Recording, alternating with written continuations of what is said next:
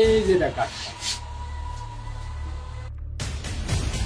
আরে এটা কি? আরে আপনি টাকা দেন। আরে এটা তো সোনালী কাঠ।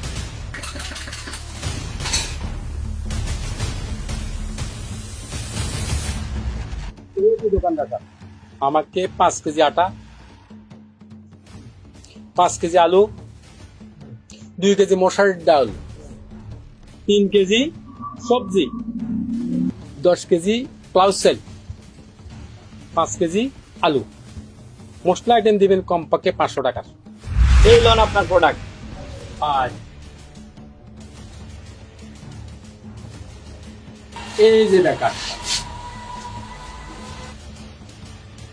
আরে এটা কি? আরে আপনি টাকা দেন। আরে এটা তো সোনালী কাঠ। কেন ভাই?